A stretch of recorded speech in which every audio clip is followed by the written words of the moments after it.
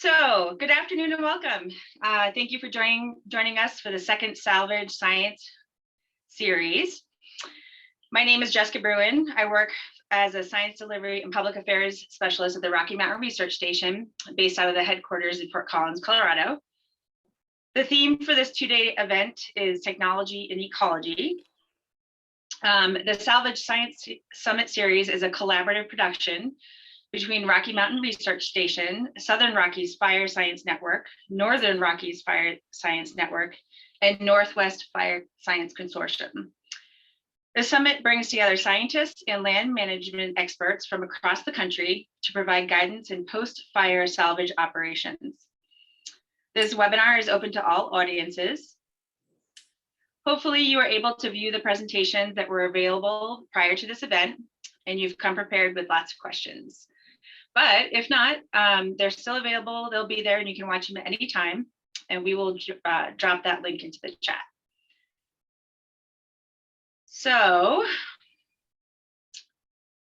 before we get started, just let you know, this webinar will be recorded and posted to the Northern Rockies Fire Science Network YouTube channel.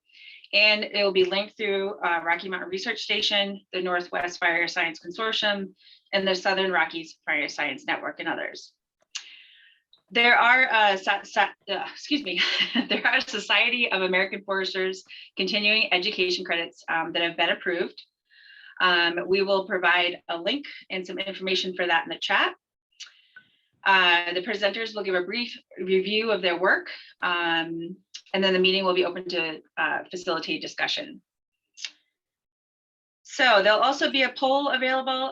Please complete it. It helps our programs. And if you have any technical issues, send a message to Corey Davis in the chat. That also will be provided. If there's media on this webinar, please reach out directly to me, jessica.bruin@usda.gov. I will put that email address in the chat also. So today we are lucky we have 3 researchers from Rocky Mountain Research Station. They're a wealth of knowledge and constantly have their boots on the ground, providing the best available science through research. Today we have Mike Battaglia, Chuck Rhodes, and Pete Robichaux. Alex Rosin was unfortunately not able to participate today due to an emergency. So we also hope that you can join us again tomorrow for the second half of the Salvage Summit. It's the same time, same place. We have 1.5 hours put aside for each day, although we may not need all of that time. We do encourage you to raise your hand and we will call on you so that you can unmute and turn on your camera during the Q&A discussion. This makes for a much more personal experience. If you do post questions in the chat, please put the name of who you are directing that question to. So at this point, I'm going to turn it over to Mike and then to Chuck and Pete. They're going to introduce themselves and give a brief summary of their presentations. And then after that, we will open it up for Q&A. So Mike, I'm handing it over to you.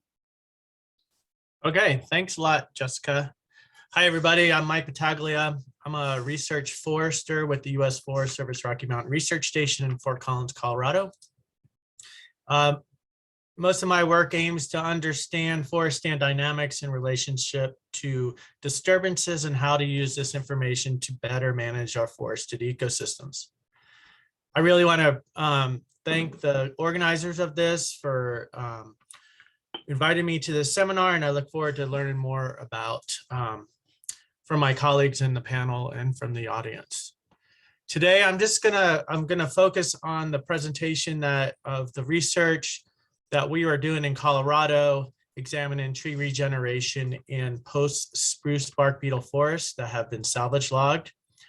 Before I give you that quick synopsis, though, I'd like to acknowledge my collaborators on this research, Jason Seibold at Colorado State University, Kevin Barrett and Tony Chang at Colorado State University, CFRI. So, okay, there we go. So as many of you may know, if you've been in Colorado or to the West, we've been having a spruce bark beetle epidemic. And in Colorado, that's impacted millions of acres of our subalpine forest. And this spruce bark beetle epidemic has killed much of the Engelmann spruce overstory, leaving only the non-susceptible non-host trees and smaller diameter Engelmann spruce. And because much of this beetle kill is within the suitable timber base of public lands, salvage logging is taking place to recover this wood. These activities, though, have led to increased concern by local stakeholders about the impact of salvage logging. So we were able to set up a study that to address these concerns, and we wanted to compare areas that had not been harvested before, so areas within the wilderness area, areas that were previously harvested as shelterwood prep cuts in the late 1980s and 1990s. And then we wanted to compare that to what happened after we salvaged those stands. What I covered in my talk, my recorded talk, and today is mostly about tree mortality, the changes in stand structure and tree regeneration, and also seed production. However, this study is a longer term research study looking at other things such as residual tree growth, changes to the microclimates, and snowshoe hare use.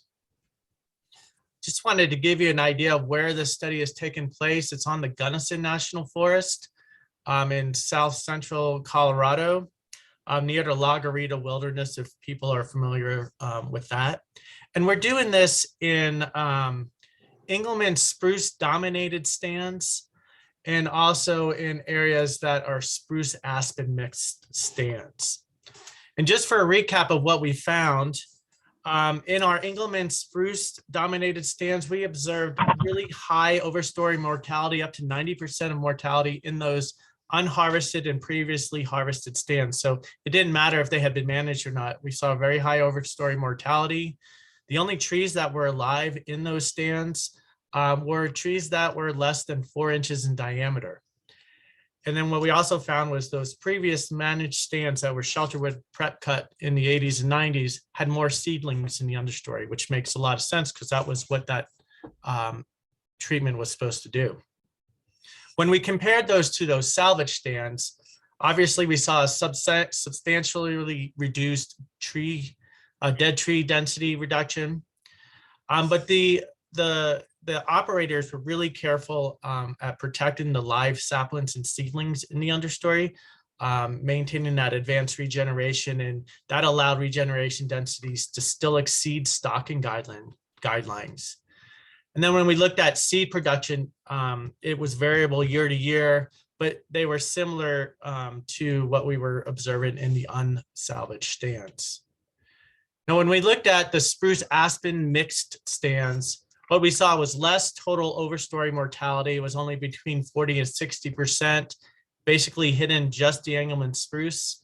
Now those stands are dominated in the overstory by aspen, but there's still small diameter spruce and regeneration of spruce and aspen. And again, those previously managed stands had more live trees. In our salvage stands, again, they took out a lot of the dead material. The operators were really careful at protecting the advanced regeneration. We're seeing spruce regeneration happening, and it is exceeding minimal targets. And we're seeing a lot of aspen sprouting. So overall, from a tree regeneration standpoint, we're doing pretty good. That's all I have. Thanks, Mike. Sure thing. Thanks for the recap. All right, we're gonna hand it over to Chuck. Chuck, it's all yours. Okay, so I'm hoping that at some point you're going to see my screen. It's starting. Okay. Hold on a second. Yep, Great. you're good. Hello, everybody. It's great to be here. Thanks for I guess you said a more personal kind of interaction. So thanks for this personal interaction. I guess in COVID, I'll take what we can get.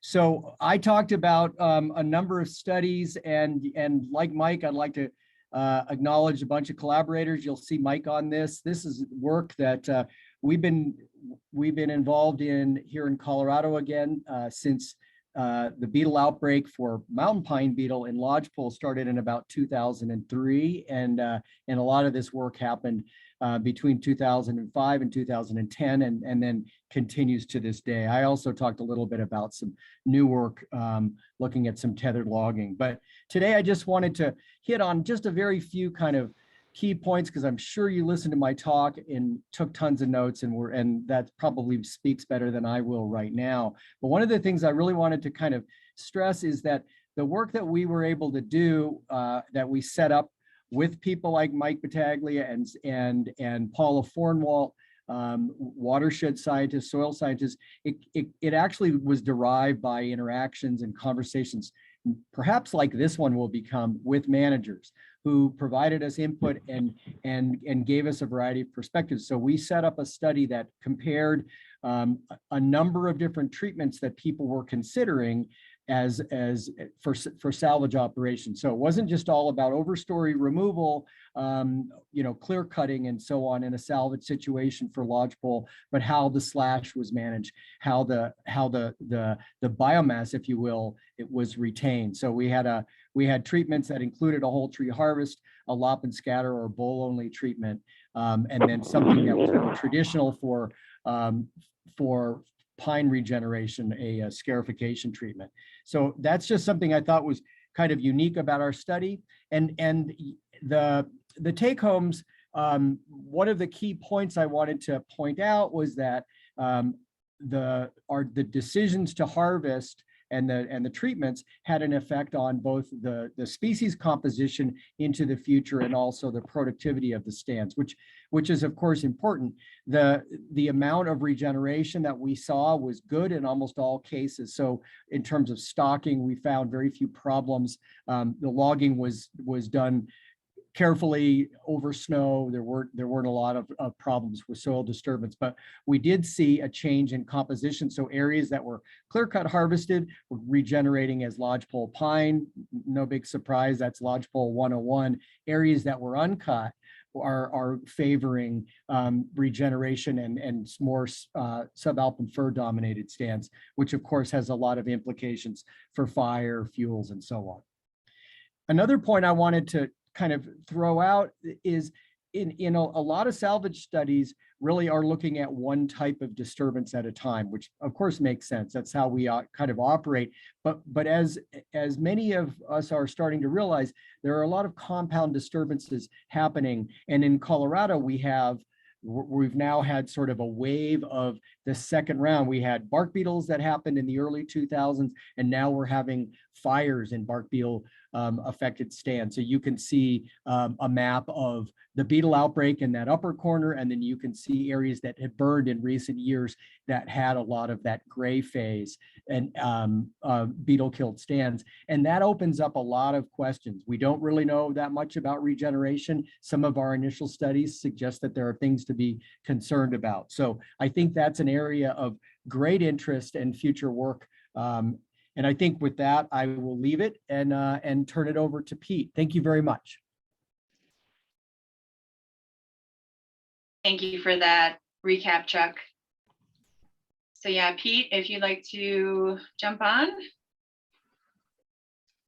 Sounds good. Thanks, Jessica. Thanks, Chuck.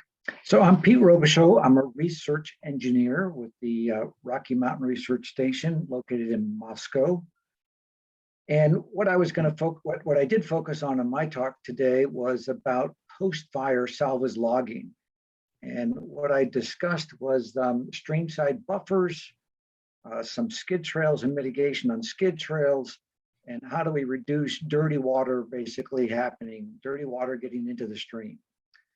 So I've been studying salvage logging for a couple of decades now, and some of the things that we've the take-home messages for everyone is disturbance matters in the post-fire environment. How much of the ground we impact with that logging equipment does make a difference. So dedicated skid trails, good strategic location of landings, all are important things to think about if you're going to try to reduce the impact of salvage logging. The other thing to think about is the type of equipment you're going to use. There's different types of logging operations. helicopter, skyline, and cable systems, and ground-based. Well, since the ground-based is the one that produces most of the impact, I focused a lot of my research on that type of equipment, because that's where we're going to get the biggest bang for our buck. If we're going to try to reduce the impact of salvage logging, might as well work with the equipment that's having that biggest impact. So then if I get down to the ground-based operations, you got to think about the forwarders that they might use, a feller buncher, the skidders, a couple considerations. One is a track vehicle versus a rubber tire vehicle. So let's say I have a skidder. Well, if I spread out the weight of that machine with a track, I'm going to have less ground impact than if I have it on a rubber tire skidder.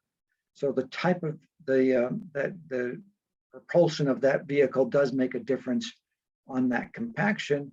Well, that compaction is really helps us understand the difference in our runoff rates and our sediment yield potentials. So the type of equipment that you use does make a difference. And the number of passes that you use on the ground makes a difference as well.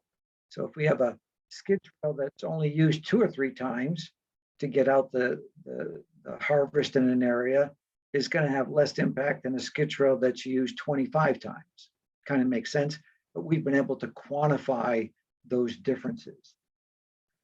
The other thing I talk about in my talk was mitigation. So let's just say we are doing a salvage, post-fire salvage operation, and I have a skid trail.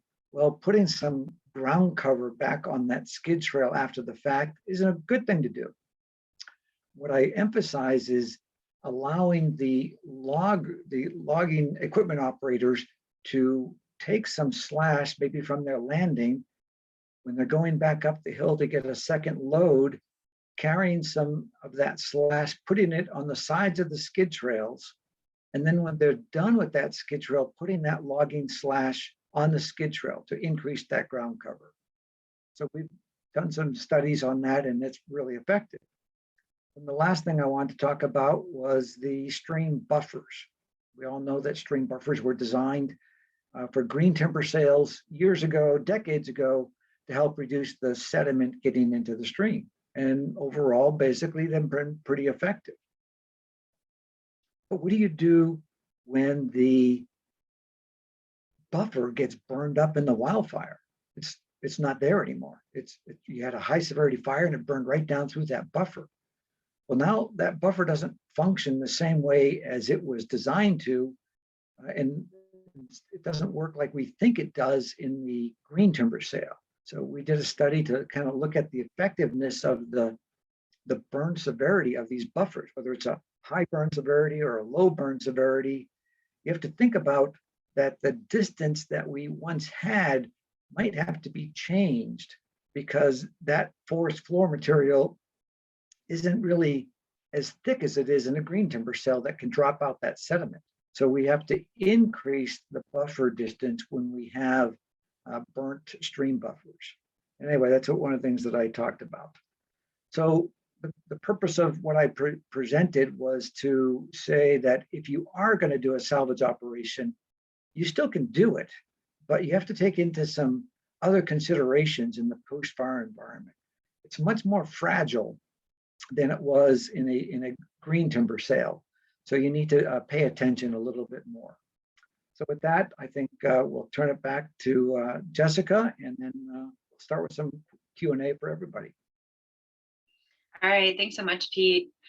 I put a little link over there too to Pete's profile, just on the Armrest page, and I'll put Mike and Chuck's on there too. So yeah, Chuck and Mike, I invite you to also turn your cameras back on. And like I mentioned before, if you could raise your hand if you'd like to be able to ask a question through video, I can call on you so that you can unmute. And then if not, we will, while we're waiting for that, we can kind of go through the questions in the chat. So. I do have one for Chuck that came in earlier. Yeah. Okay, Janine is watching the chat for me. So Yeah. Chuck, Janine, you do you see want to go that? ahead and? Yeah, thank you. Actually, I was trying to type a response. So the question was about whether or not we looked at prescribed burning with our studies, and we considered that, but sort of didn't have the social license or the support from the fire and fuels people to do broadcast burning in these immediate post-beetle landscapes. The big concern and one of the main objectives for the work in the first place was reducing fuels, reducing fire risk. So people were pretty antsy about it, especially considering how much dead wood there was around. So it's a great question. It's something that we've considered again and again. And we do know that the timing of that in areas where there's been salvage, and then that's been followed by wildfires that you have you can kind of nuke your regen. So it's kind of, the timing is fairly important on when a prescribed fire would actually happen in these landscapes. I bet Mike Battaglia has a thought on that, though, if he wants to jump in.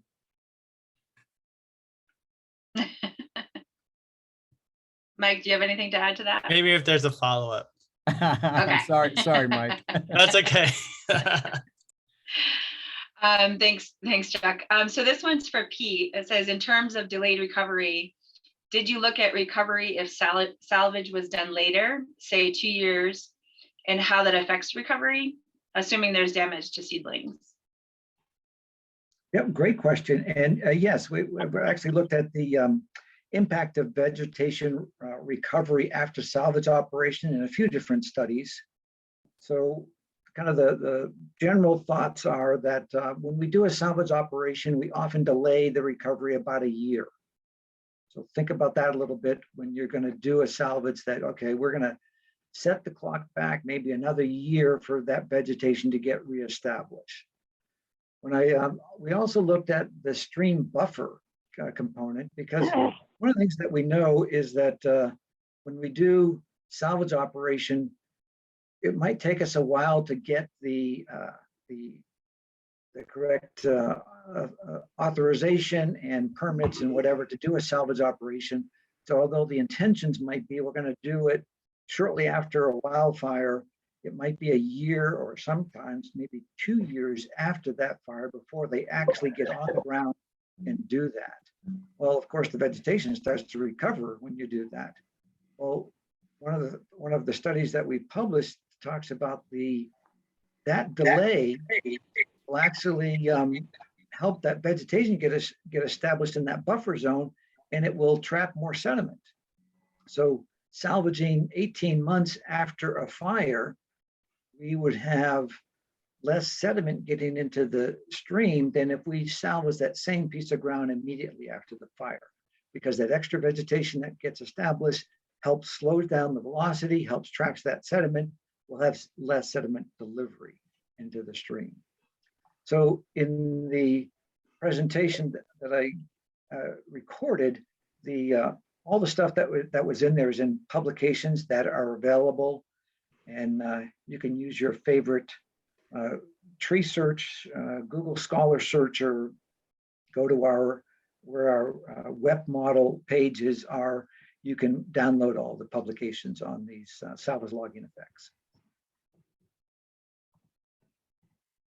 Pete, can I throw in a point about, we've also done some work on riparian harvesting and compared, Pete brought up a good question. What happens if your riparian buffer is burned? And we did a study that evaluated what happens if your riparian buffer is dead, not burned, but dead because of beetles. And so people had the same kind of concern that Pete brought up, is if the only fuels you leave on the landscape are the buffers along the streams, is that creating a risk for those sensitive resources? And so would it make sense to learn how to maybe manage those and do more harvesting in those riparian areas before they burn, and as a way to try to reduce those fuels? So we asked a simple question: are you going to create a lot of problems if you start to cut in those areas? And so we compared in the beetle kill lodgepole pine forest, uncut hillsides with areas that had been cut, and then a standard 100-foot buffer was retained, and then we removed those buffers from 500-meter long replicates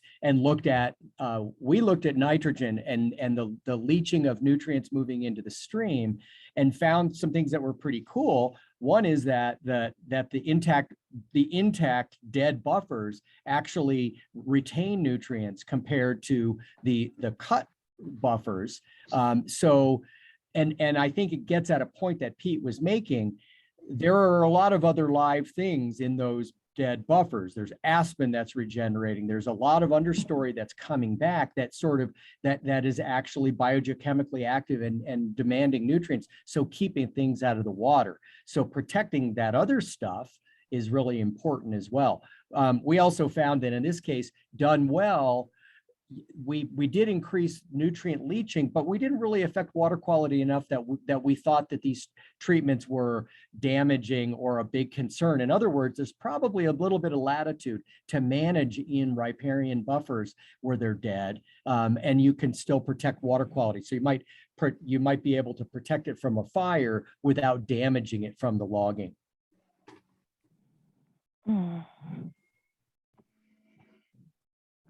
Great points, Chuck. Yep. And I think Yeah. Historically, we've always had this thing that, oh, we can't go near the buffers. We have to protect those. And it's kind of even goes back to we're going to put out all the fires because we don't, fire's bad. And all of a sudden we're realizing that, hey, maybe some fire in those buffers. Look what happened. We tried to manage of not doing it. So maybe we do need to do some timber harvest in those buffers, reduce those fuels. We need to think about that. It's no longer.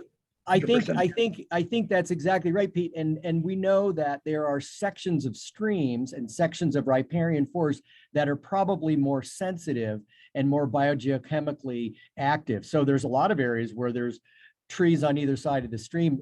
It's sort of dry landscape, and there are probably not a lot of nutrients, and they may be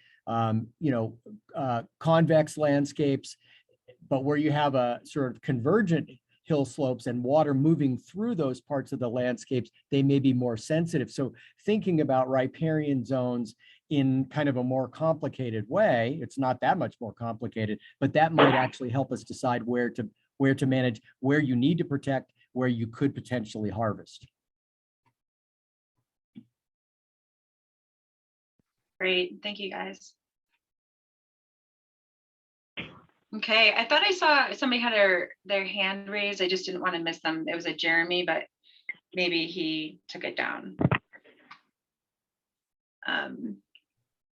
If you did raise your hand, if there's a Jeremy out there, you're more than welcome to unmute and turn on your video. But if the moment has passed, then we'll move on to some more questions.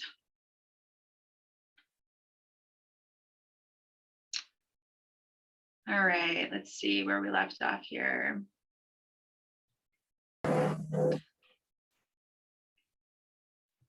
Oh, so another question for Pete. I'm not sure if you kind of already covered this, but is there a way to combine your research on the ground cover on skid trails with a research on recommended buffer width post-fire? You kind of, for example, would a four times buffer width recommended be reduced if you were able to add 60% ground cover to the skid trails? It can be hard to achieve large buffers due to the other constraints such as arc sites, topography, etc. So wondering if buffer widths can be reduced if you increase ground cover. Oh, great question. And our research would probably support that. So, the way we came up with some of our buffer width recommendations was by putting dirty water down the hill and seeing how far it goes as the sediment drops out. And what's the rate that the sediment drops out? Well, if I have higher cover initially off of a skid trail, then I'm going to be producing less sediment that's going to come off of that. So that would definitely reduce the buffer widths that we might be recommending. Although we didn't test that exact scenario, I think the interpretation would be, yes, if you did do some of that mitigation that I talked about, let's say putting some logging slash on the skid trails, that would be really helpful. Other people have used straw mulch on skid trails. That's been prescribed a lot historically. What we were trying to do was to get away from bringing in something else into the site. There's always concern when you bring in straw for bringing in some undesirable species in that straw mix, even though it might be called certified weed-free. We found all that out in a lot of the bear work that we've done over the years.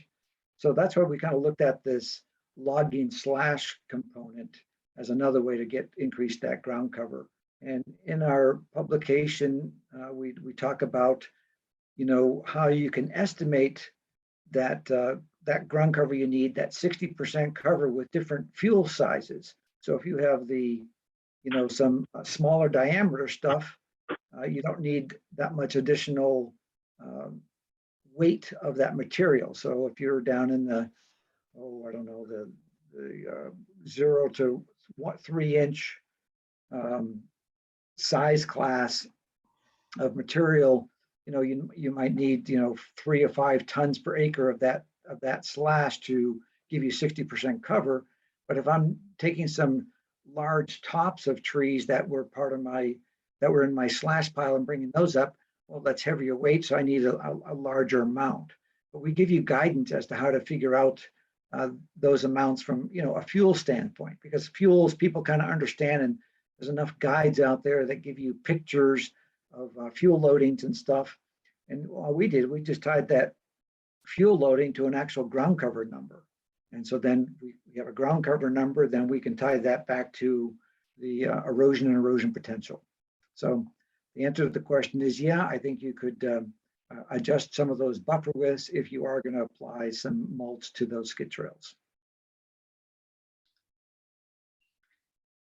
Perfect, thanks, Pete. It looks like Peter Kolb has a question. Yes, thank you.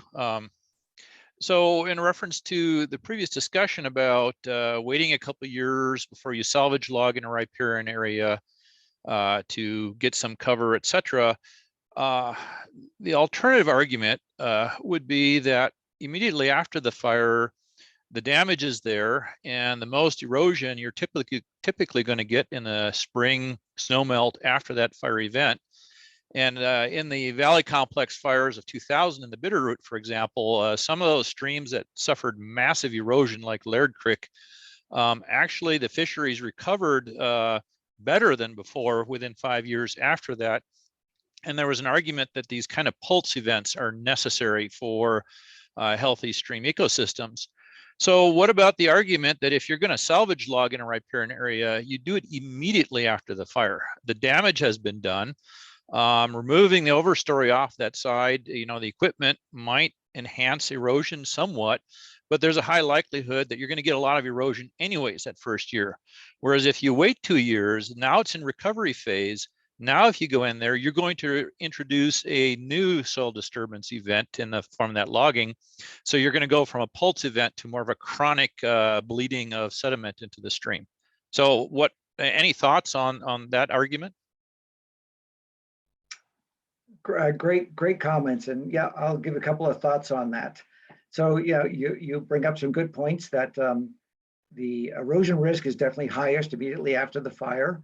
And if they're going to do a salvage, the question was, should they salvage right away while the disturbance, because we've already had the fire disturbance, we'll put the added disturbance immediately on it, and then we'll let the site recover, versus should I let the site recover for a year or two and then go in there and salvage?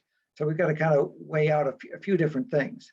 So a couple of things to remember, that in those riparian areas and in these larger fires that are occurring now, when the storms come through that are producing the big peaks that you mentioned of Laird Creek and the 2000 fires in the Bitterroot Valley, they're pretty isolated storms. They didn't cover all of the fire in the Bitterroot Valley. They covered 1 or 2 sub watersheds. So what we want to be careful about is that we don't go and say, well, we're going to salvage and we're going to try to hit all of these different riparian areas at the same time. That increases the likelihood that a given storm is going to hit maybe multiple different watersheds over a certain time period. So that you're trying to be a little bit more strategic as to which ones you would go into at that time. Would I recommend going in immediately after to do that salvage logging versus waiting? Well, I think you have to kind of think that through and weigh out a couple of the things that I talked about. That when we wait a bit, we get some of that ground cover to reestablish, and that might help deal with some of the sediment that might be coming from above the riparian area coming in, and then think about if I go in there immediately after and I'm trying to get all that timber out right next to that stream channel. You're going to be, it's a pro and con. There's some advantages for doing it right away, and there's some disadvantages doing it right away. When we put equipment on the ground, remember what we do. We compact that soil, we reduce that infiltration, we churn up the upper few inches of that soil with our equipment. We make it much more vulnerable to be transported. So, you kind of said, well, it's disturbed already from the fire, but remember the equipment adds an additional disturbance. It's not the same. Like when in our studies, we talk about the erosion rates from a high burn severity area than a high burn severity area with equipment. Well, erosion rates are much higher once we put the equipment on the ground. So am I better to wait till I get some recovery and then put that equipment on the ground? Or am I better to, like you said, do it immediately after? Well, I would probably argue that there's some benefit of waiting a bit afterwards because of the more likelihood of things happening when you put that extra disturbance, especially if you're going to be in that buffer region. I'd be a little bit more hesitant to do that. So if I got put to the line, my recommendation would be I'd probably wait a bit to get some of that recovery and then do that. But the great question, Peter. That just spot on, and that's good. I like it. I like these challenges. And these are real questions that the managers have to kind of go through to decide when they're going to do that salvage operation.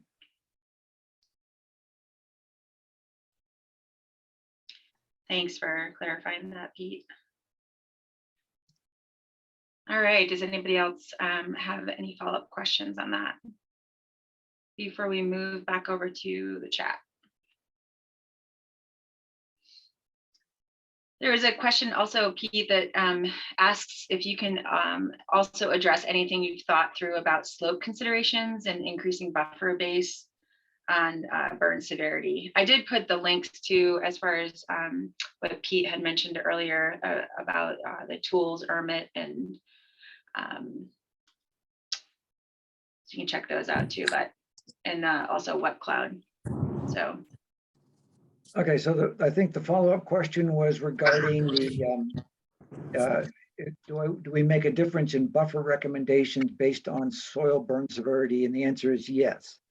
Our research would support that the after a low burn severity, the sediment dropout rate is greater than it is after a high burn severity. So then by definition, you'd say then, well, we could probably harvest closer to that stream and still get the sediment to drop out like we want to before it gets into the stream. And again, in our publication, we talk about some scaling factors of a buffer width. We kind of made the assumption that in some of the Western states, a green timber sale buffer width is 50 feet in a lot of cases, depending on the class of the stream and whether you're from Oregon, Montana, or wherever, but that you have to increase that based on this burn severity that I talked about. And a low burn severity would be about half the distance that you want to stay away from than a high burn severity. So that kind of makes sense. The more impact that the fire had on the ground, then the less ability of that remaining ground cover, et cetera, to help trap that sediment as it moves down. If I have a low burn severity fire, it's more likely going to trap more of that sediment as it moves down. So in our publication, we certainly talk about that.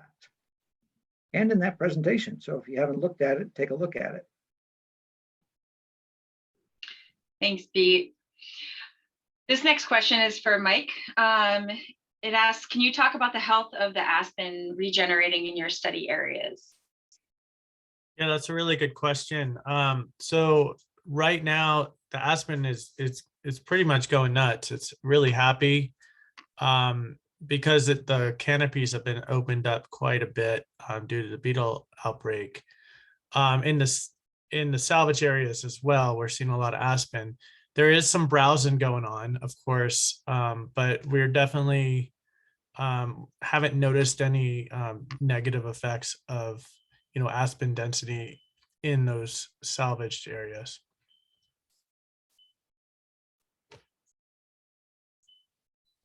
Perfect, thank you. So the next question I have in the chat is for any of the speakers. When attempting to prevent soil erosion in a post-fire salvage unit, to what extent have cut to length versus whole tree yard systems been compared? I'm hoping to walk through a cost-benefit analysis of providing organic matter to promote soil recovery versus meeting a fuel reduction objective. Maybe this is more for Pete, but are slashing mechanical trails in a WTY system sufficient to prevent excessive erosion? Sure, I guess I can stab that, but I certainly want Chuck and Mike to throw in some comments as well, especially on the bigger picture. I did see another one in the chat regarding salvage and economic, ecological components. So you guys can be dwelling that one as well. So, cut to length out on site versus bringing trees to landings, keeping the ground cover up from an erosion standpoint is the thing that makes a big difference. So doing some of the processing on site, like some of the forwarders, or doing the processing on site where you're delimbing and spreading out some of that slash, hey, there's some benefits of that for sure. And that's why I said that if you are bringing stuff to the landing, carrying it back up when you're empty, hey, you're putting that stuff back out there. So there definitely are some benefits of doing that kind of treatment in logging practices. Now, you got to remember that you're going to get some fuels guy who's going to say, now, wait a minute, you're adding more fuel out there, and now that's going to help make the next fire. How much fuel are you putting out there? So people need to be thinking of that as well, to make sure we think of the bigger picture of everything. Is the amount that we're going to add out there significant or not really significant? Again, if it's small amounts of the delimbing process, et cetera, I don't think it's that big of a deal for fuels, but it's just something you have to think about. If you happen to be in a really dense stand and everything, all of a sudden the fire guys might be saying, wait a minute, we just added 30, 40, 50 tons per acre of slash out there. That's not necessarily what I wanted to do. Well, the soil scientist is going to say, well, but look at the benefit we get from the soils. We're going to be adding as that decomposes, we're adding all this good nutrients back to the soil. So, you have to kind of be sure to think through all the different processes that happen out there, and trying to meet the multiple objectives. You can't think of just one thing. When we do a salvage operation, you got to think of multiple things to make good decisions. What the research is trying to do is provide you with information / tools to help you make those decisions. So hopefully that would help you guys figure out what you're going to do on a particular timber sale. So Mike and Chuck, do you want to add anything to that? I've got some stuff. Mike, you want to go first, or you want me to? You can go first, and then I'll follow Yeah, up. well, so the study that I presented sort of compared lop and scatter, bowl only, and whole tree harvest. And we thought and talked a lot about it during the initial beetle outbreak. And one of the things, and like Pete says, you kind of got to think it all through. One of the things that people have talked about traditionally when they're thinking about whole tree harvest is you're pulling all the foliage off the site. Well, if you're salvaging a gray phase beetle stand, those needles have already fallen down. So you're not doing that. And that's one thing to keep in mind. So that nutrient explanation or for leaving things out there isn't really there. Also, so I presented some stuff from a tethered logging cut to length system where there was spruce and fir both dead. And the idea of that harvest system is to drive over bedded material on those slash trails. And the thing that's really interesting, once again, if the trees are all dead, you don't have many limbs. So it was really hard for the loggers to cover the trails with logging slash. And it was a fairly low productivity site. So there was a lot of bare soil, which provided a nice comparison. We were able to show big long rills, deep rills, erosion on the areas that did not have slash cover compared to areas that did. So that was, a kind of an obvious comparison that was useful. We think leaving slash on the ground, as hydrologists and ecosystem folks, we like to leave slash on the ground because even if it's not doing anything for nutrients, it's catching snow in our high elevation areas. We're interested in maintaining as much water on the site as we can. And some of our plot level studies bear that out. We see higher soil water in places where we've got more slash, which is not a big surprise. And that translated in our study into better growth for the seedlings that we had in lop and scatter or bowl only compared to whole tree harvest. So I think putting all those things together, kind of gives you some ways to look at it. And you have to really decide on where your stand is and which of all of those factors are probably the most important. Thanks. Yeah, and I just might add to what Chuck and Pete said. I think it also matters on what kind of forest type you're salvaging. If you're salvaging in ponderosa pine or frequent fire forest, which probably had higher densities than it should have in the first place, then whole tree harvesting and not leaving a lot of slash on the ground makes a lot of sense from a fuel standpoint. Maybe not so from the erosion standpoint. So, but like in subalpine forest, if you've ever walked around in a spruce fir forest, or lodgepole pine forest, there's a lot of fuels on the ground. And oftentimes when we do our harvesting, we take too much fuel off the ground in those systems.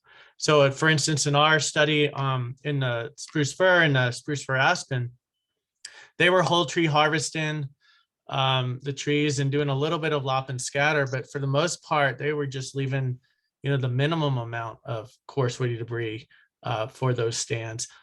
And so, it just really depends on what your objective is. If it's a fuel hazard reduction near a WUI, or if it's in the back 40, and what kind of forest type you're looking at. And so, as everybody says, there's different objectives and different resources that get trade-offs depending on what you're looking for.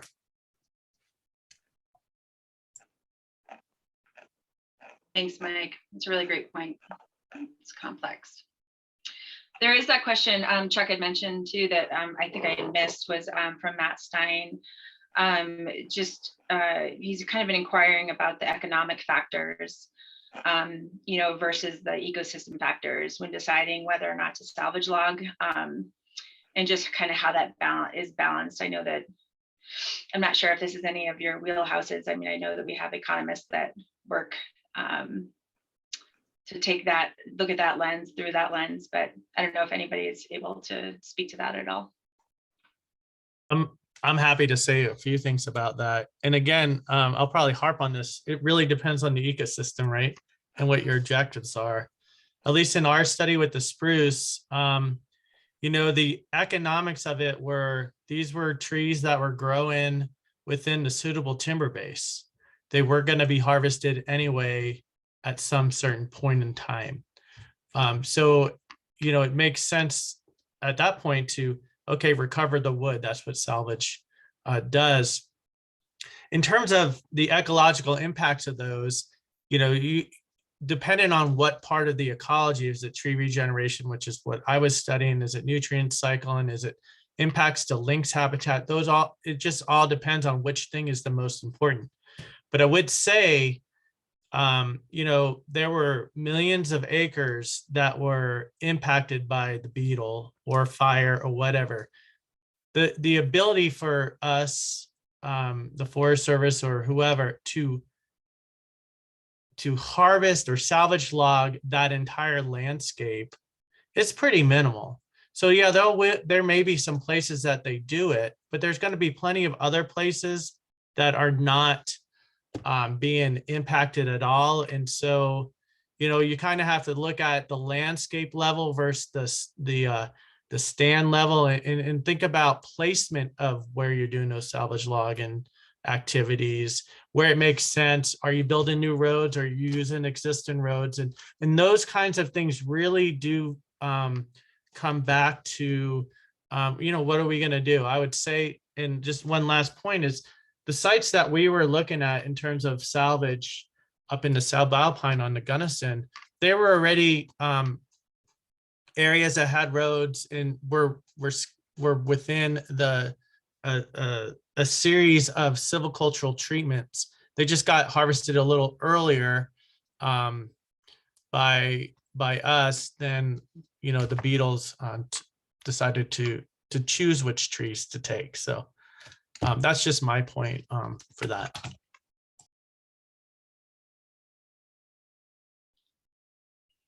Thanks, Mike. I guess I'll throw in just a couple of comments on that as well. What Mike's pointing out, it's kind of a management decision. What we're doing is providing you, the scientific information that you can use to make that decision. Do I want the economic benefit of cutting those trees because I need the revenue for this purpose or that purpose?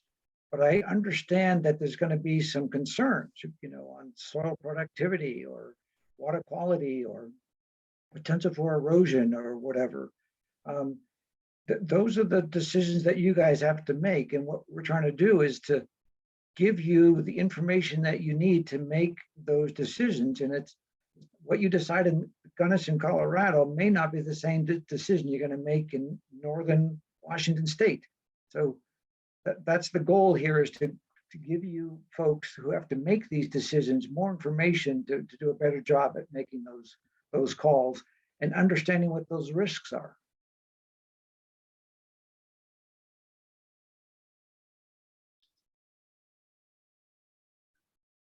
All right, does anybody have a follow-up question to any of that? So there is one more question for you, Pete, talking about whether or not you drive over the slash with the skidder, the slash that you bring back onto the skid trails. Does that help with reducing the amount of runoff that flows underneath the slash? Sure. So here, a couple of thoughts would be, if I was putting out some slash that was, let's say, the tops of trees that has, only a few branches actually hitting the ground, it might be worth running over it with the skidder to help increase that ground contact. But if I'm doing a cut to length and I have a lot of branches and stuff already, that you probably wouldn't need to. So I think it just kind of depends on the size of the slash that you're, or the tops of the trees that you're bringing back up, as to whether it warranted or not. Joe Wagenbrenner with the PSW is doing some work on that.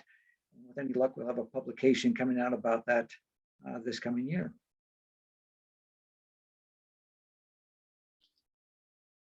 Great, thank you. All right, we still have lots of questions in here. Let's see. If regrowth establishment benefits from waiting a year or two before salvage logging, what are the pros and cons in terms of danger of the area reburning or beetle damage if those logs are left there?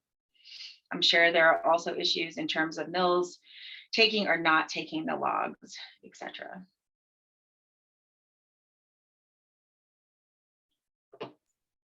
I'm happy to talk about that too. If there's always an an issue with reburn potential happening in these stands. And, you know, in the subalpine forest, it's one of those things where those stands are supposed to burn really hot intensely anyway, and they're adapted to that. If it's a double whammy though, Chuck could probably talk about this, what's going on in Cameron Peak fire, but I can talk about this from a ponderosa pine standpoint, a frequent fire forest. We have some areas in the Black Hills where there was fire. There were areas that weren't salvaged and there were areas that were salvaged. And then subsequently, we wanted to know what would happen in these high severity areas and moderate burn severity that still had overstory. What would happen if there was a fire? So we actually lit a prescribed fire and to look at that. And basically what happened in those high severity areas that weren't salvaged, they pretty much cooked any of the regeneration that was there. You know, ponderosa pine can deal with some fire. But the amount of fuels was 35 to 50 tons per acre on the ground. That just cooked the soil and the trees. Now those areas that had a lower overstory density, they still had a lot of regeneration, and regeneration died, but there wasn't a lot of fuel on the ground. There was fire. It burned, and there was still plenty of surviving seedlings, and the overstory was still intact. And so that was a prescribed fire. Take it, and it was a pretty intense prescribed fire. But I think the point is, reburns can happen. The amount of fuel that you leave on the ground can really impact what happens the next time around. And so that's why, you know, a variety of treatments out there, hedging your bets, treat in some areas, not treat in some areas, thinking about where your fire potential, where you have a high likelihood of reburn occurring. I think those are all kinds of those things that we need to start thinking about when we plan treatments for prioritization and for harvesting or salvage logging, or just leaving some alone. So I think that's all I got. Mike, I don't know whether I can address that directly, but our church park study kind of gets at some of that, right?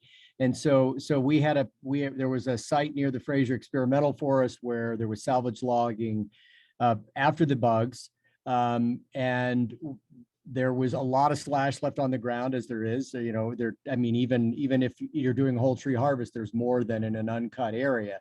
So there was quite a bit of slash on the ground, and a fire came through that a couple of years after the harvest. A lot of the regeneration had already started coming up. In fact, we had, kind of like Pete had said, we were seeing regeneration in our uncut stands already when the salvage occurred. So we had good regeneration in uncut, unburned areas. In the areas that were cut and then subsequently burned, we had nothing for 4 years. For 4 post-fire years, we found no pine regeneration or fir at all, which was pretty impressive, pretty surprising.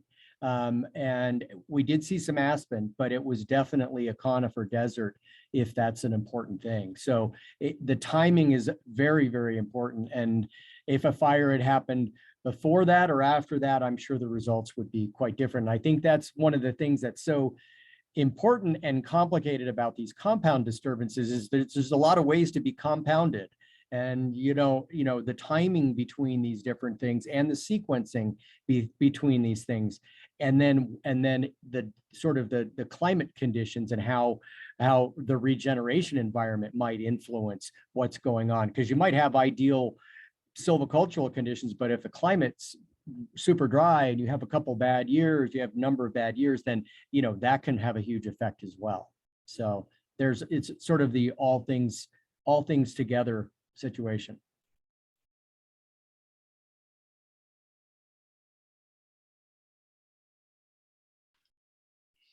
Thank you. Is there any follow-up on that from anybody? Once again, feel free to raise your hand if you'd like to be able to turn on your video and ask questions directly. There's a lot of great conversation going on in the chat. And if I miss a question, please feel free to ask it again. So it looks like Andy Stevenson has raised. Go ahead, Andy. Yeah, I just wanted to add on to what you guys were saying about reburning and high severity burns. So I work in Flagstaff, Arizona on the Coconino, and we have been doing prescribed burns in old burn scars that were 25 years old, and it's killing off almost all of my regeneration, natural regeneration that we had in there. So, you know, I've noticed in some areas where maybe the fire was 30 years old, the regen is starting to survive. So I think that's a really important issue to really be paying attention to, is how decomposed is your wood and how big is your regen going. And at some point, there's an inflection point where your regen is going to survive. And that is a question I would love to see more information and data collected on. I think in the Flagstaff area, it's around 25 years, but I don't know. I'd be interested to hear if we can verify that. So Andy, thanks for that comment. And just to give you guys some, maybe it's a plug of my dissertation work, but my dissertation was looking at the relationship between fuels and ponderosa pine regeneration in fire, and looking at susceptibility. And, you know, typically under a wildfire condition, it's a lot different, right? But these were prescribed fires. And, you know, fuel load, flame lengths, and tree size all matters, and all those things interact depending on where you are. In the Black Hills, you know, fuels can accumulate to good levels to carry a fire. The tree grows to DBH or sapling size within 20 years, and you have a pretty good chance that those sapling size trees are going to survive that fire. But if you do it any earlier, you're going to have some mortality in your smaller trees. So it really, you know, it's a kind of a recipe. How fast do your fuels decompose? How fast do they accumulate? And how fast do your pines grow? And you have to link those all up together and say, well, my tree is big enough to handle this much fire or this much intensity from these fuels. If it's a heavier fuel load, you might have to wait a lot longer. And sometimes you may hit that point where it doesn't matter how big that tree is, you have too much fuel and it toasts everything. So it's kind of one of those fun things to figure out, I think, depending on where you are and the productivity of your stands and what's your fuel structure, whether it's gamble oak or if it's just bunch grass. So I don't think we're giving good answers because everything, it just depends, right? And so I guess we're providing you enough information to make educated guesses. So.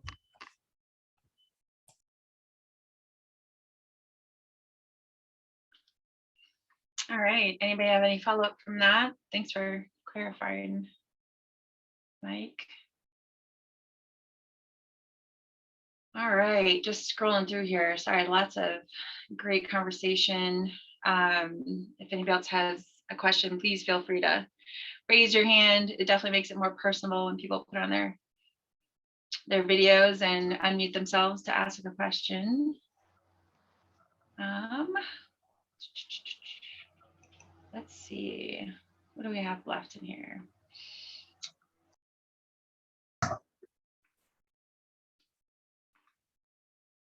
Mike, forgive me if you've already answered this, but how does aspen behavior change in a mixed spruce aspen stand that gets burned as well as beetle killed? Is the reset? I would imagine that, well, so there's some good work going on in Utah on the Fish Lake National Forest, where we're actually, I shouldn't say I'm part of it, but it's a bigger project called FASME. And basically what's going on there is they are doing prescribed crown fires in Engelmann spruce aspen stands. And the Engelmann spruce is dead, the aspen is still alive. Fire comes through, it's pretty intense, consumes a lot of fuel, and then the aspen is regenerating quite well.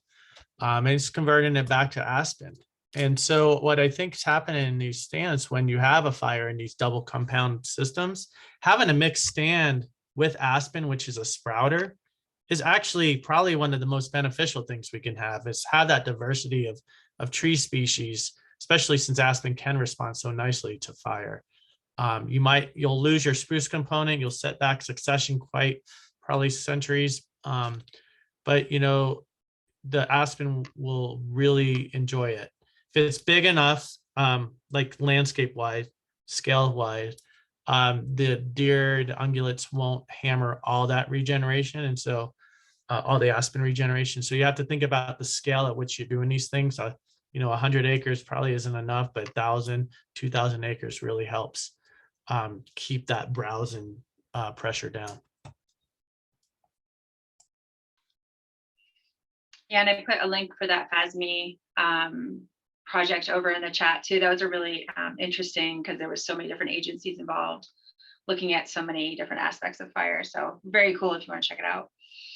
And this question is maybe for both of you. It's just asking about the benefits of ripping, a skid trail down to like 4 to 6 inches, and then doing a combination of ripping and slash placement, and whether or not that's the best alternative. I'm assuming they mean in the sense of erosion or revegetation. I think it might be a tough sell, but it's not a total no. Talk about that a little bit. So that exact question has come up a couple of times, and I did some work with Joe Wagenbrenner at PSW, trying to address that exact issue. What's the gist of the story? What did we learn? That when you rip a skid trail, you do reduce that compaction. You definitely increase that infiltration, but depending on where that skid trail is located in the slope of that skid trail, you can also increase the amount of erosion you get, because you've made that soil fluffy again and make it more easy to be transported. So then the question is, well, do I put some mulch on it or logging slash debris? Will that help reduce that? And the answer would be yes, of course it would. As soon as we add more cover to things, we are reducing that impact. Is that the best combination of a treatment, rip it and then add mulch? We haven't studied that exact combination yet. So I can get back to you on that in a couple of years after I look at that. But I think that's in the right direction of things when it's warranted. Not every skid trail is warranted to have it to be ripped, or it's just not practical to be ripping every single skid trail. So I think we have to think it through a little bit as to the location of that skid trail to a stream, and then decide whether we want to rip that or not. And then adding that slash, like I had already talked about, certainly does help things. I guess I'll leave it at that, but we are trying to continually to address these different combination of treatments in the post-fire salvage operation mode that keep coming up, because we certainly understand the importance of that. And I guess one other thing I'd like to point out is, we got to start thinking of the fire more as a continuum rather than just, we think of suppression as one component, then we think of the bear process as a component, we think of salvage as a component, and we think of regeneration as a component. And I think that's something that I would like to see us philosophically say, let's kind of do this whole continuum. How do we deal with the fuel initially? How do we deal with when the fires do come? How do we deal with the immediate erosion risk? How do we deal with that salvage operation if we're trying to get some economic benefit out of that timber? How do we deal with that regeneration, planting or letting it come back naturally? Sometimes I just think that we think things in each component, and we don't often think of everything all together. So that's kind of more of a give you guys some food for thought as we move forward in this next century of forestry and with the climate change. Things are definitely different now. We've all seen it, we've all experienced it just in the last 5 years. I don't care which part of the country you're in, you've experienced it. So just something to think about in the big picture. Every now and then, sometimes it's a good idea to step back and think of that big picture. So think about how do we make fire more of a continuum of part of the management activities of these lands.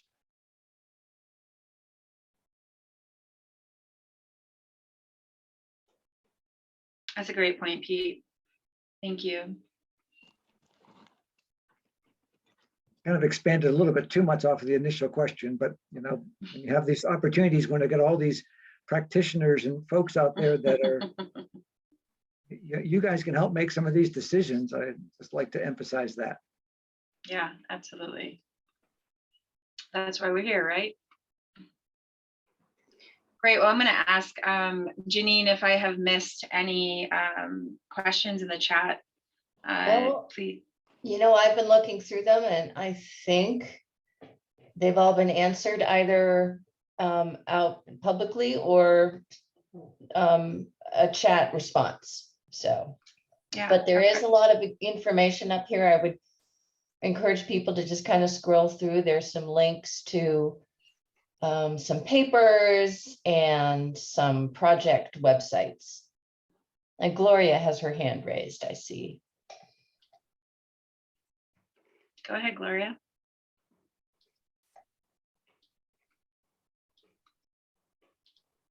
Gloria? Hey, sorry, I had a problem getting my mouse to work. Hi, everybody, and thanks so much for participating in this. This took months to put together. We've been working on this since, well, almost a year for the Salvage Science Summit #1 from spring. And we have plenty of time for more discussion. I just want to ask one question to our presenters and any other managers to discuss verbally or put in chat. We're getting a really great track record here. And I think this information is going to be very useful to share with our audiences as an additional and separate resource in its own right. What have you found, Mike and Pete, Chuck and Absentia, and our other speakers, what have you found as the best way to get some of these recommendations and research results in the hands of operators and contractors, as well as planners with public lands and other lands? Is it being out there while they're working? Is it with the timber sale manager as they're developing the plans? Is it verbal? Is it having a little one-pager? What's been your best way? I'll let Pete go first because he's been doing this for a while. Sure. Well, you know, there's never one perfect way to communicate science information to people, but you know, on the ground, kicking the dirt and looking at a post-fire salvage sale operation that's going to get started or something, that's really a good time to work with the operators. You know, when I've done a lot of my research with salvage, I try to get it to work with the operators to work with us to, you know, answer a particular question. And I'll be quite truthful. Sometimes I get operators who say, you know, that sounds great, but boy, I'm trying to get this cut out and I'm under a tight time constraint. I don't want to do anything extra. And I have some folks who'll say, well, you know, I think what you're doing is pretty interesting. If it's not going to cost me any more money or extra time to do something, I'm game to do what you suggest to help, you know, reduce some of these impacts. And then I got the other side, the third set of loggers who'll say, wow, there's something I can do to reduce my impact. I didn't know that. I'm happy to change. Tell me what I need to do. And I can integrate that into my operations. And hey, that's not going to cost me hardly anything. It's well worth it. So communicating to these different groups of people, some people might be better in person. Some people, like you said, you know, short summary notes of things. You know, I think there's a variety of ways that people like to get their information. Our society today is way more visual than it was 30 years ago. So little pictures and stuff go a long way to understand, for people to understand. Maybe some more graphics on things might be useful in the future. Jessica, that might be something we should think about from a communication standpoint of, you know, instead of writing all of these little short blurbs about things, having more graphics about these different topics that come up. So I think a variety of ways work for a variety of people. So go ahead, Mike, and Chuck, you can add your comments. Sure. I echo what Pete says about, I mean, it takes all different ways to reach different people. I'm fortunate enough to be working within a collaborative on this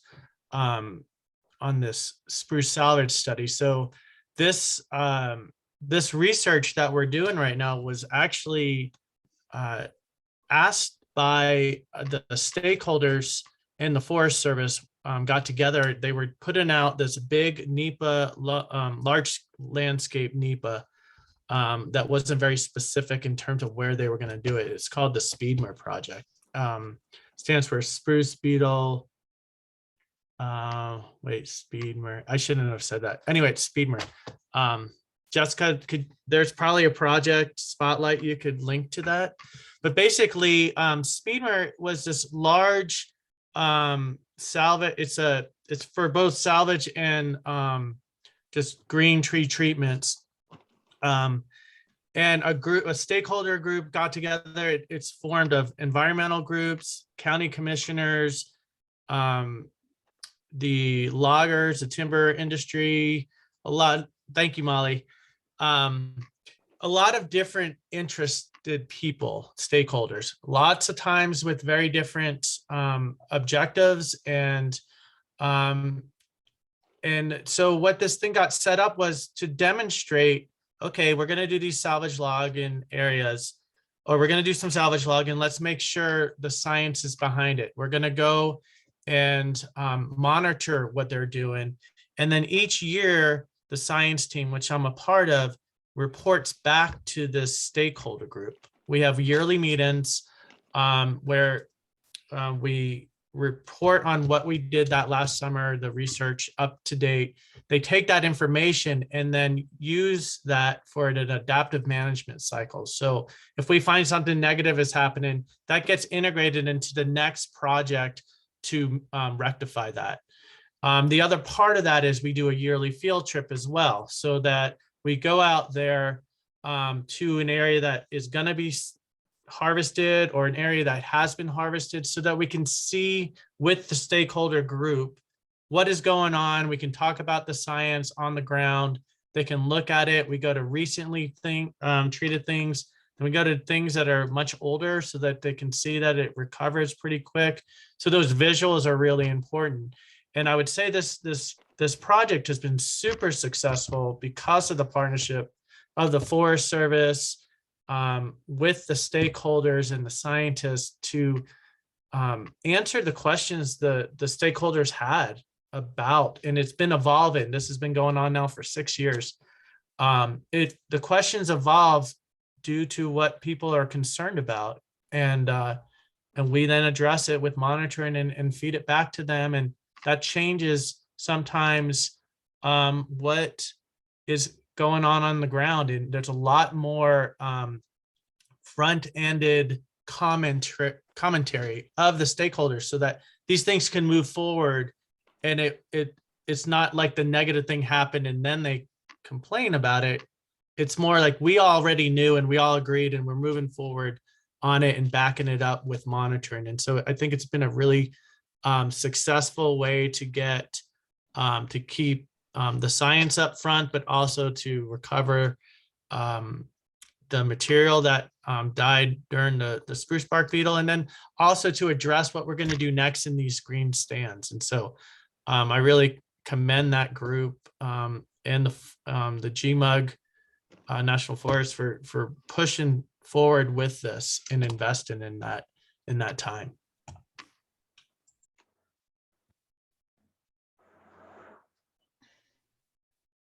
Very cool. Should check that out. Lots of good conversation still going on in the chat.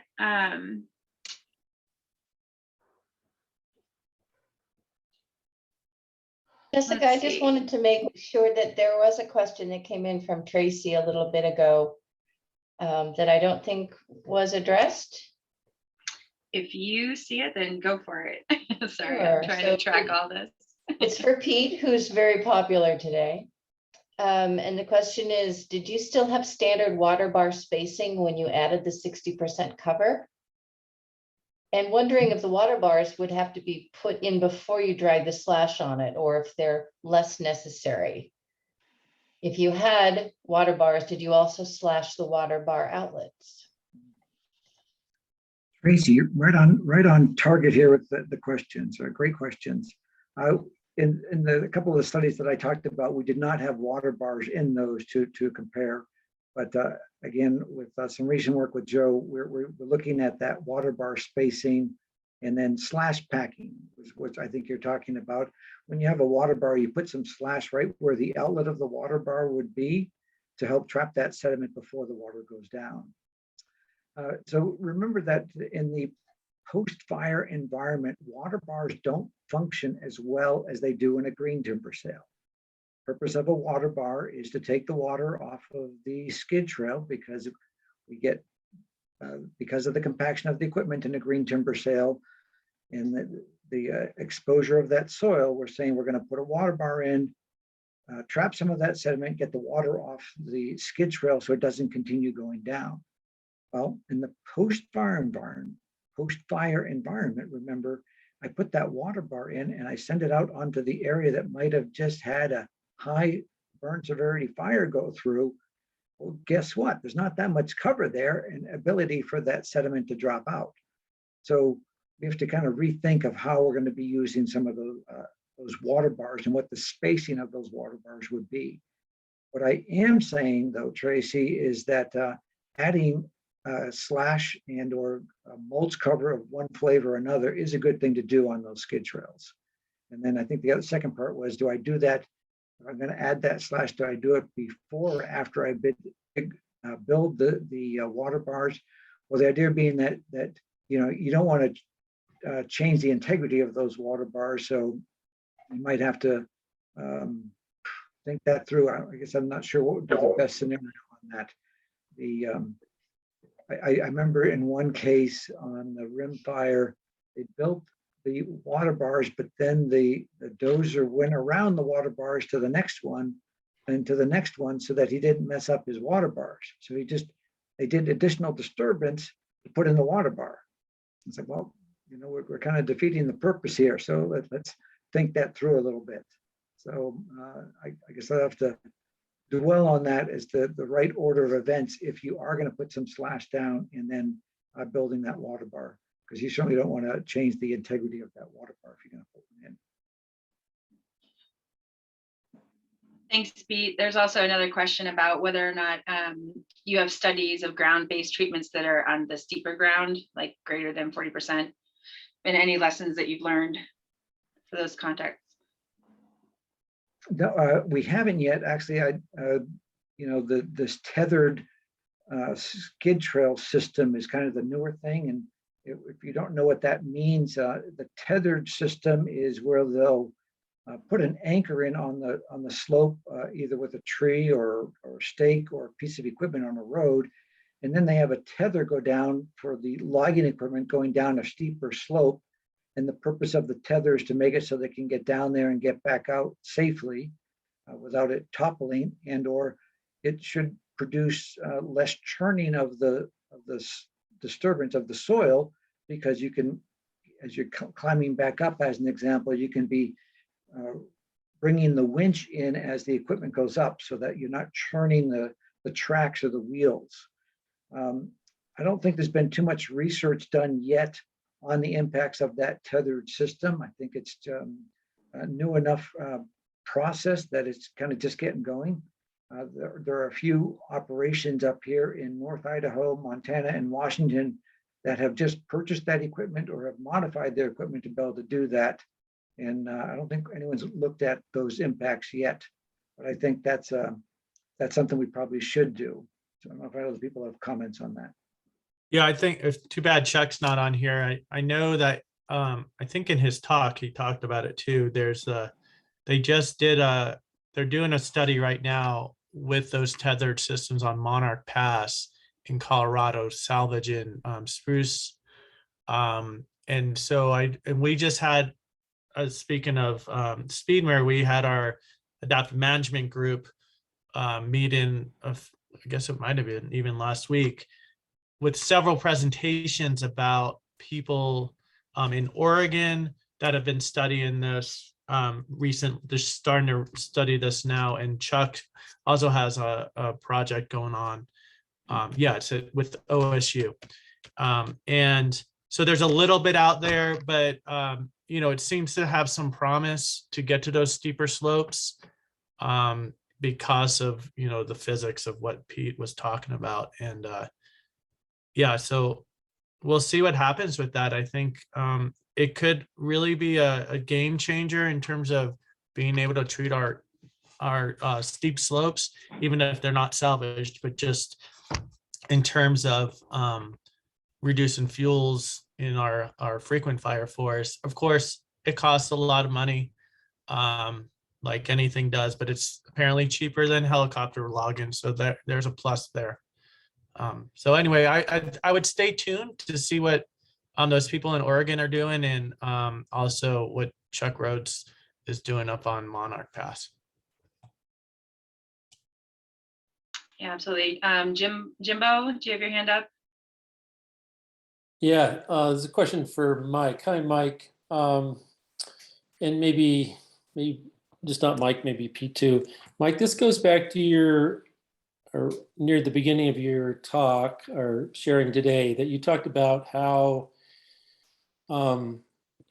it seemed like that I think it was mostly through the use of equipment and what the equipment was, that the mortality for regen in spruce was looking pretty good. I think that's what I understood you said.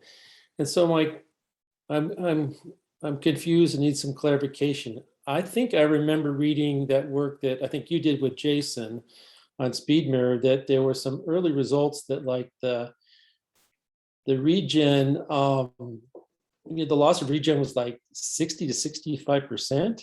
So if that is indeed the case, either maybe I'm wrong, but have we progressed so far as to the methods, such as Pete talked to some of them, but the methods that we've eclipsed that, concern problem, or just what's going on? I mean, and partly I'm asking that in connection with this last conversation here about the type of equipment used. I mean, I'm seeing, on our tours around here, we're in it, we're talking a lot about equipment and how that is used in a project and what the basic pluses and minuses are, between skidding and then using a forwarder and all that kind of stuff. So I'm just curious, can you clarify when you mean, I think you said careful operations, what does that mean? Sure. What have you learned? So thanks, Mike. And sure. If you want to throw in too. Okay. So we didn't see a lot of mortality. I don't know where the 60% mortality. The 60% mortality was in overstory. Most of the stuff, the mortality in the smaller size class didn't really occur, because what the silvicultural prescriptions called for that regeneration, advanced regeneration in seedlings, was to avoid areas of good regeneration. So even if there were merchantable trees that they could salvage in a pocket, if there was a lot of regeneration in there, they just left it. So we have standing dead in some areas of those stands, specifically to protect the regeneration. Of course, machinery is going to roll over stuff and kill things quite a bit, but there's definitely they're being careful in that way of avoiding areas that have really good patches of regeneration. I'm trying to think about earlier work that we might have had only 60% survival, and that might be so we did tag a lot of trees in those salvage units, and part of the loss of seedlings of mortality wasn't due to the mechanical treatments, but it was because of the exposure now of these stands, opening up the canopies to the sun into the wind and everything like that, not having that overstory cover. And so we did see a little bit of mortality in the regeneration layer. But there's still plenty of other regeneration there from the advanced regeneration or new regeneration occurring that it really didn't matter so much in terms of stock and availability. So hopefully that answers your question, Jimbo, and definitely always good to see you. Yeah, no, thanks. And I'll go back and dig out that research and take Okay. another look at it. Yeah, thanks, Mike. Yeah. And you can email me and we can talk about it too. All right, we're coming up at the end here, but I hate to cut it off when there's still some good conversation and questions, but there was one question that was missed for Pete. Does the buffer research apply just to skid trails or to all mechanized equipment? We tend to have larger buffers for main skid trails than for fellow bunchers. So I just want to clarify. Yeah, no, I would agree with that. You would have different buffers depending on the equipment that you're using. We didn't measure that specifically, but my other work with the impacts of feller buncher trails versus skidder trails would agree with that. I do think that there would have to be some modifications of those distances depending on the type of equipment. So that work was done based to looking at skid trails, heavy use skid trails, to keep that type of equipment further away from the streams. And if you're using a feller buncher, you probably would be able to get in closer. But that'd be a good follow-up study for us, is to, measure those distances and the sediment dropout rates of that buffer with different types of equipment like that. Good idea. Sounds like there's a lot of experimenting and with tethered systems too. So the Kootenai comment in there. So let's see. Yeah, Gloria says, who knows, perhaps we can have a tethered focused webinar in the future as more research comes out. So, all right, at this point, we are about an hour and a half in, so I want to be respectful of our researchers' time and everybody on the call, their time also. So this is last call for any burning questions. If not, there has been contact information put into the chat. There's been some links provided and lots of great conversations, and we're going to try to provide the chat as part of the final product when we post these presentations.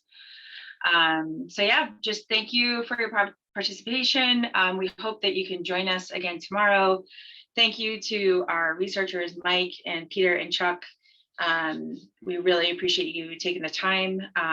It was obviously very valuable. We had over 200 people attending today. So, and thank you for everybody who participated and asked questions and had some great input into conversations in the chat.